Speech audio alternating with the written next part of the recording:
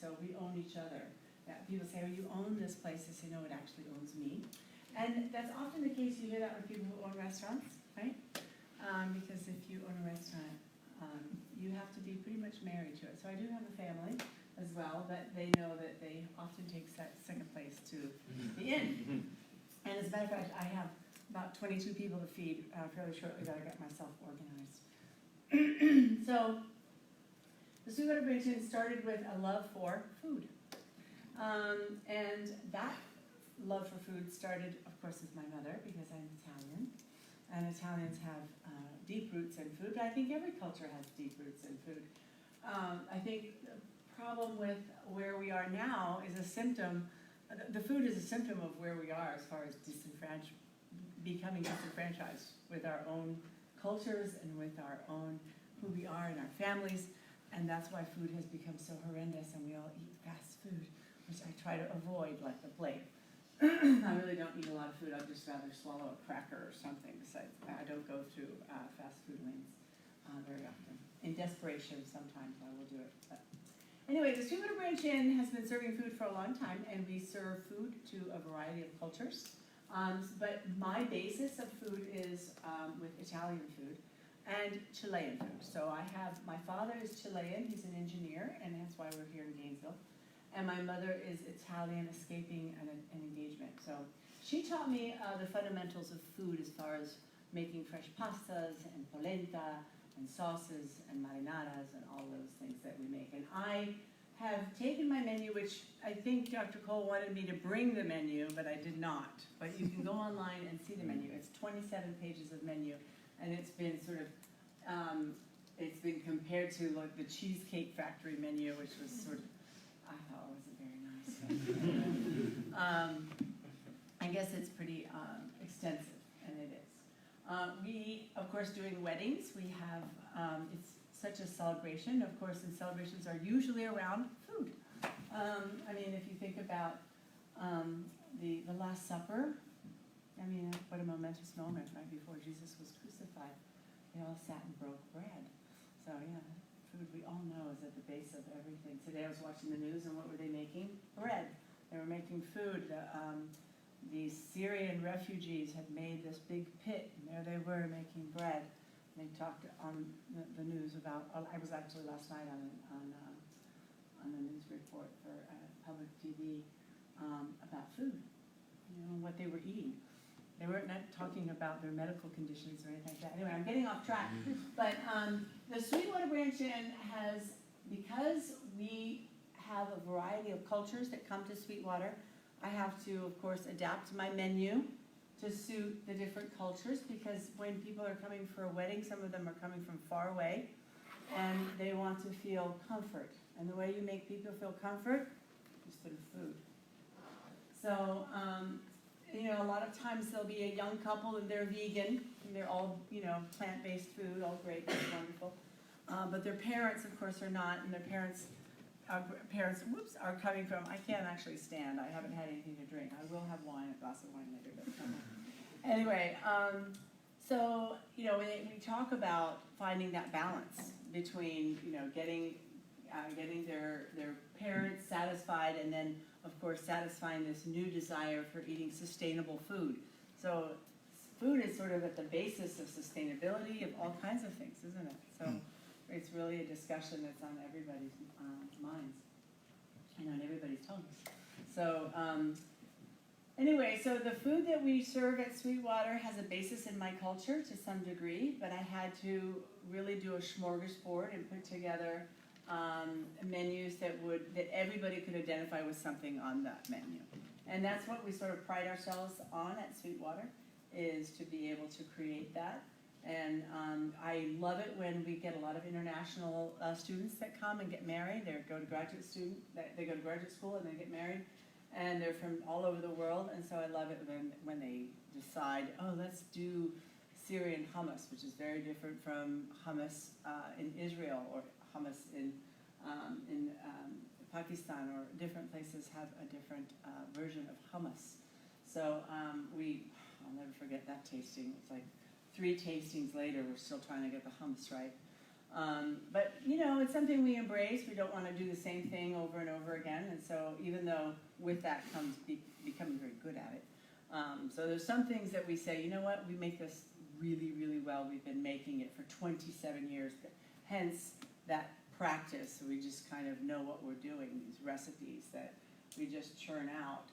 That there are very Sweetwater specialty recipes. Polenta, it happens to be one of the things that I love. It's sort of like bread. Anyone know what polenta is? Of course you do, right? Yeah, polenta. So No. the nice thing about polenta, Do you know? me, Do they know? no, they don't know? Do you know polenta? No? Well, we All can right. say we don't know. There's nothing. Okay. Sure, you all right. tell us. We don't know. So polenta is something, so I happen to be the chef that does the breakfast at the Sweetwater Branch Inn. And it's something that I love doing. I'm a morning person. I get up super early and I go and I greet people in various stages of morning wake. Some people I know just not to talk to, and some people are ready and going like I am at 5:30 in the morning. And because I do breakfast, I like to make breakfast interesting. And I do provide the comfort breakfast. So we talk about food. You know, I'm always searching for ways to make people feel at home. And that's what hospitality is, right? And so, but some people, when they're traveling, they really want to enjoy something different. So I say, you know what? I have scrambled eggs here if you want that, because that's what you have at home and it makes you feel comfortable. That's your comfort food. But here's this.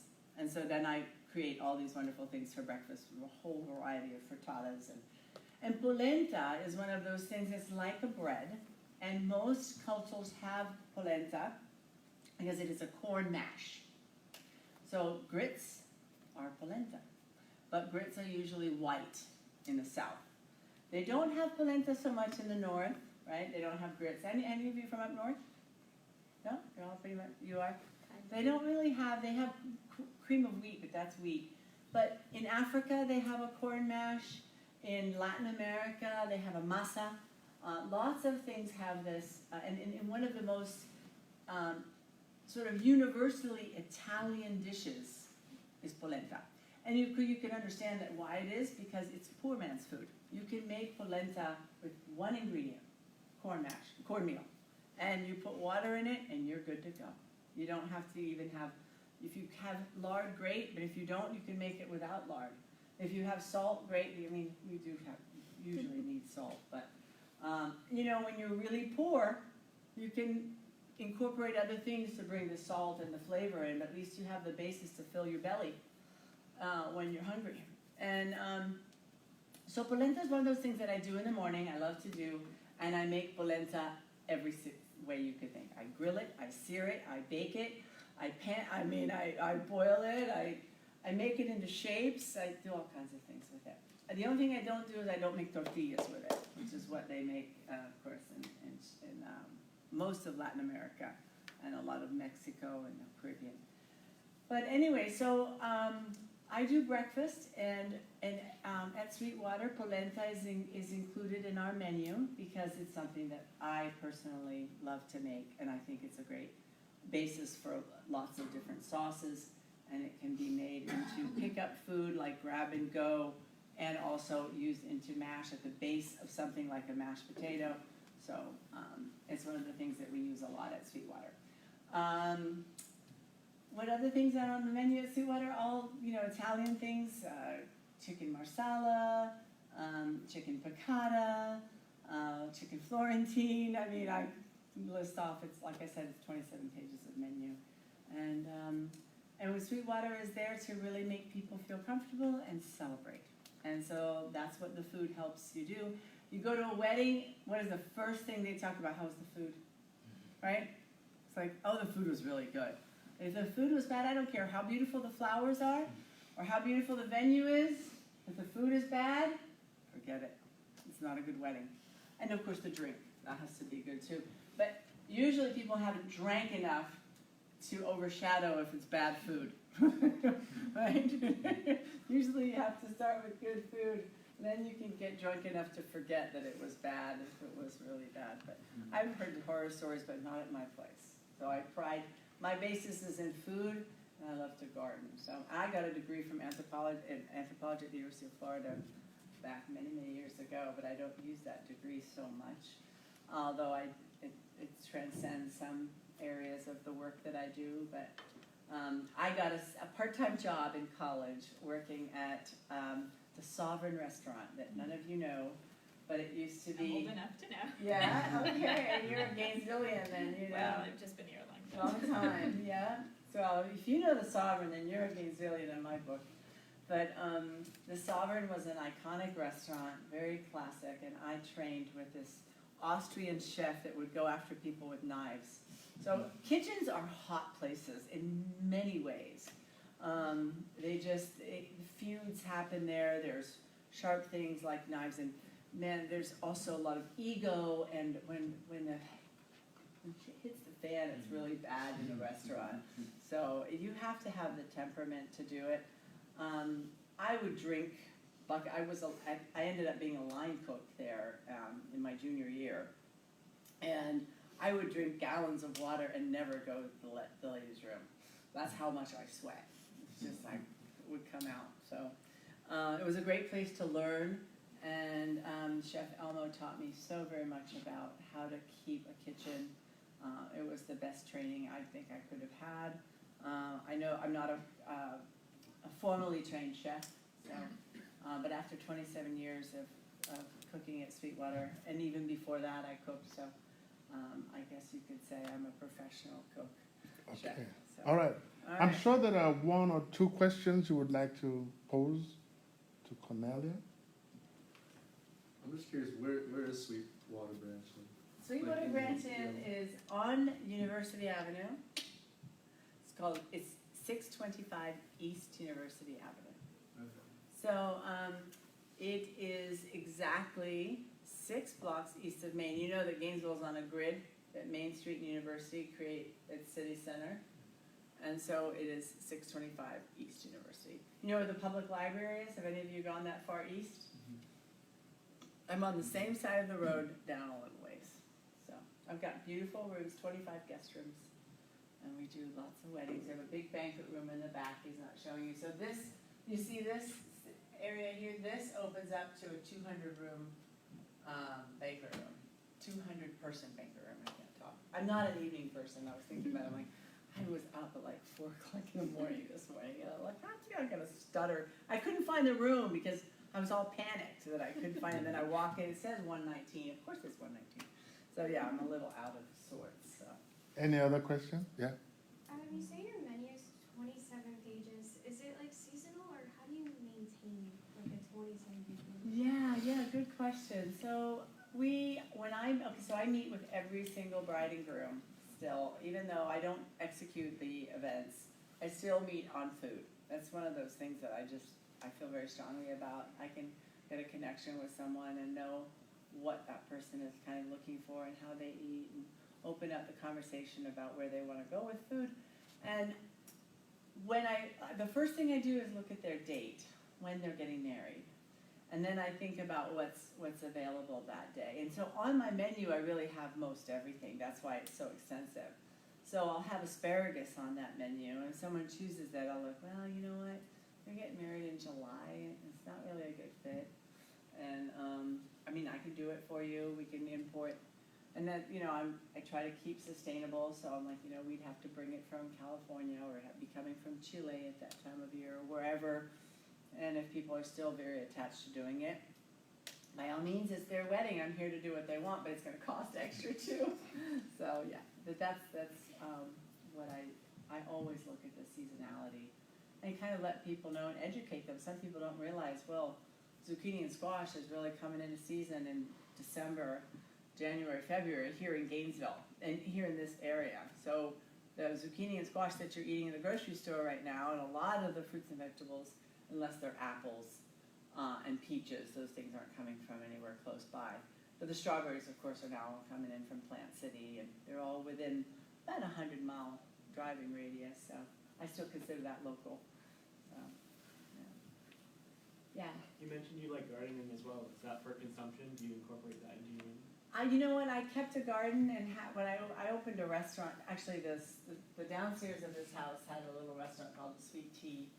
And I have opened it and closed it twice, and I'll probably reopen it next year. It's just sometimes I'm like, okay, I can't do it anymore, this is enough. I have the catering, I have the lodging, now I have the restaurant, and I have a tour business, because we also do natural history tours and cultural history tours. So I had to shut it down, but I did actually start a garden and realized I can't keep the garden up. Because next door to the inn, my mother owns a lot that has been vacant for a long time, and I converted it into a garden. And I did have seasonal vegetables coming out of that garden for about 6 months. And then when the season ended, I'm like, I can't keep this up. So I closed it. But I would love to have fresh vegetables from the garden. And in the summer, you can still do nightshade, like eggplant still grows, and Israeli artichoke and certain things like that that still grow in the summertime, even in this heat, or in this heat. Jamaican spinach, I guess that's what they call it. But anyway, anything else? Should we have a last one? Okay.